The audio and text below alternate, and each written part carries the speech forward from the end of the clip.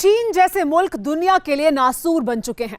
दौलत और ताकत के दम पर वो दुनिया में कुछ भी करने पर आमादा हैं। उम्मीद है कि दुनिया वक्त पर चीन जैसे मुल्क को सबक सिखाएगी।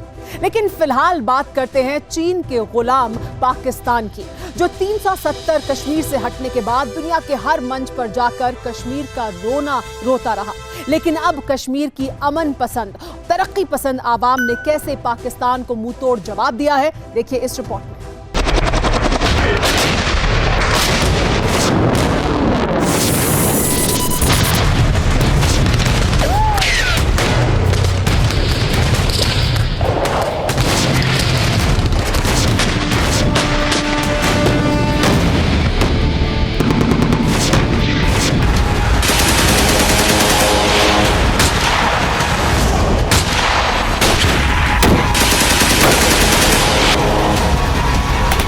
पाकिस्तान ने एलओसी पर गोले बरसाए।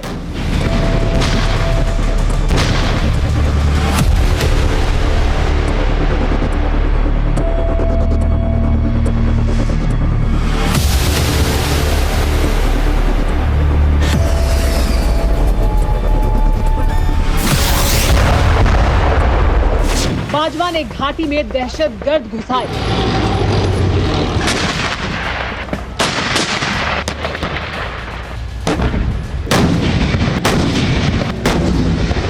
बस्तियों में बारूदी साजिश रची।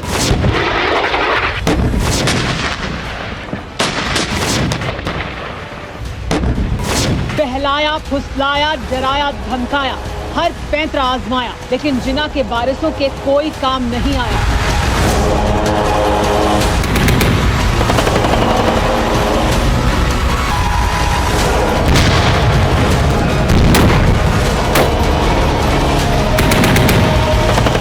पाकिस्तान की नफरत वाली तालीम के आगे कश्मीर और कश्मीरियत की जीत हुई। अब वक्त देश के मस्तक के रोशन मुस्तकबिल के आगाज का है।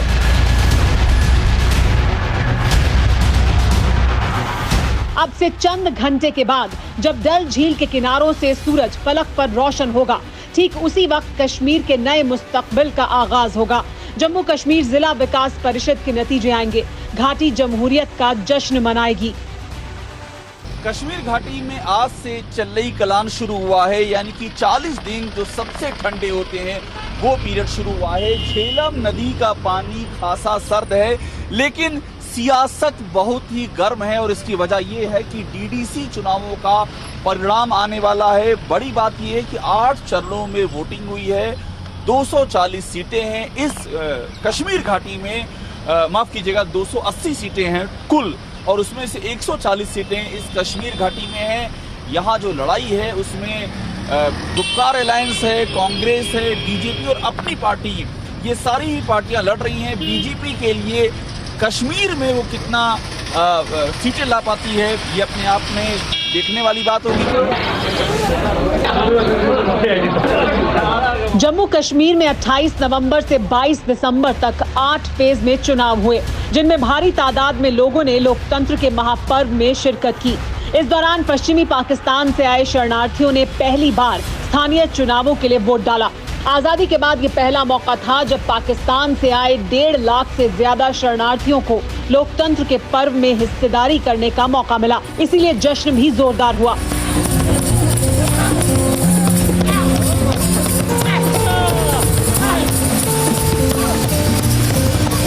हमें उम्मीद है कि जो डीडीसी का जो मेंबर बनेगा, जो हमारा नुमाइंदा बनेगा, वो हमारे काम के खुसूसन जो हमारा काम है, जो हम जिससे हमारा रोजगार वाबस्ता है, तकरीबन 8-9 गाँवों का हमारा रोजगार वाबस्ता है, उसके लिए वो बात करेगा ऊंचे ऊंचे ऐवानों में। इसलिए यहाँ पे पार्टिसिपेशन हो रही अमन पसंदी के साथ। तो लोगों में बहुत उत्साह है और सारे चाहते हैं कि हम अपने रिप्रेजेंटेटिव इलेक्ट करें, ताकि जो हमारा काम काफी देर से रुका है वो नॉर्मल तरीके से दोबारा स्टार्ट हो जाए। लोग अपने मन से और खुशी से, बहुत ईमानदारी से एक अच्छा कैंडिडेट चुनने आए हैं और वो चुनेंगे भी।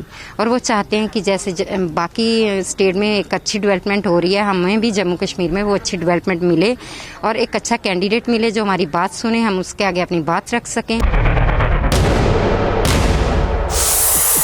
जम्मू ही नहीं, कश्मीर घाटी में भी लोग वोटिंग के लिए बेखौफ बाहर निकले। जम्मू कश्मीर के 20 जिलों की 280 सीटों के लिए चुनाव हुए।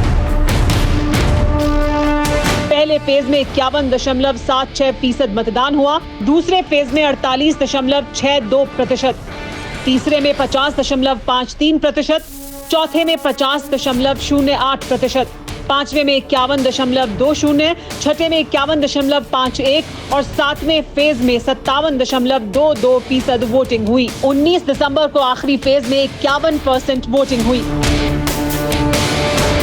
आठों फेज का वोटिंग परसेंटेज बताता है कि जम्मू कश्मीर में जमहूरियत के लिए कितना जज्बा है। यूं तो ये जिला विकास परिषद की सीटें हैं, लेकिन इन चुनावों के कश्मीर के लिए ही नहीं, देश की सियासत के लिए भी गूढ़ मायने हैं।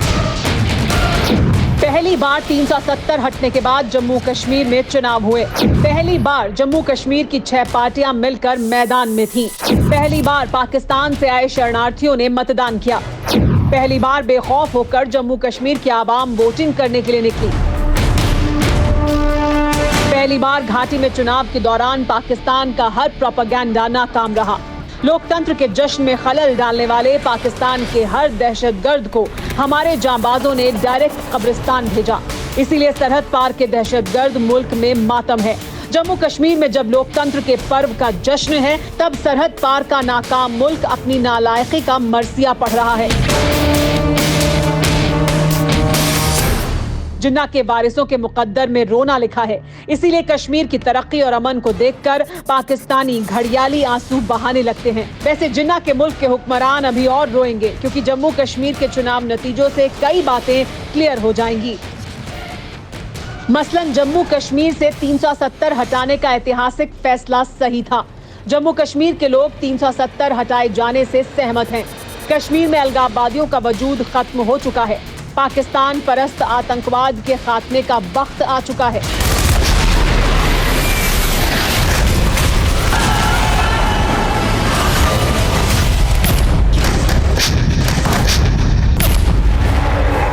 आजादी के बाद से ही जम्मू कश्मीर महबूबा मुफ्ती और फारूक अब्दुल्ला के खानदान के शिकंजे में रहा। दोनों सियासी घराने बारी बारी से कश्मीर की राजनीति पर राज करते रहे। पाकिस्तान के एजेंडे को हवा देने वाली अलगाववादी सियासत ही हावी रही। इससे आतंकवाद को भी संरक्षण मिलता था। इसी के चलते जम्मू कश्मीर में लोकतंत्र को सही तरीके से फलने फूलने नहीं दिया गया। लेकिन वो अब बीते दौर की बात है। कश्मीर और कश्मीरियत में नए सूरज का उदय हो चुका है। 370 खत्म होने के बाद कश्मीर में पहले चुनाव हो रहे हैं और डीडीसी के चुनाव तो पहली बार हो रहे हैं। साथ में कुछ सरपंच और पंच के भी चुनाव हो रहे हैं। उन चुनाव जो सीटें खाली थी उन पर भी चुनाव कराए जा रहे हैं। तो इस लिहाज से भी बहुत ही महत्वपूर्ण है। बैलेट पेपर से गिनती होगी, नतीजे आने में थोड़ा वक्त लग सकता है, लेकिन जो नतीजे आएंगे उन पर श्रीनगर से लेकर के दिल्ली तक की निगाहें लगी हुई हैं। ऐसा कहा जा रहा है कि ये पहला डीडीसी का चुनाव है और जम्मू कश्मीर में एक बहुत बड़े राजनीतिक बदलाव की कवायद इस चुनाव के जरिए शुरू हो सकती है। कश्मीर की आवाम समझ चुकी है कि अलगाववादियों ने उन्हें हिंसा की ओर धकेल खुद मलाई काटी है। खुद के बच्चों को विदेश भेजकर कश्मीरी नौजवानों के हाथों में पत्थर थमाए थे। इसीलिए जनता ने पाकिस्तान परस्तों को आईना दिखा दिया है। इसीलिए लोकतंत्र के पर्व में जम्मू कश्मीर की आवाम ने बेखौफ होकर हिस्सेदारी निभाई। डीडीसी चुनाव के नतीजे जो भी हों, जमहूरियत के साथ जीत कश्मीर और कश्मीरियत की ही होनी है।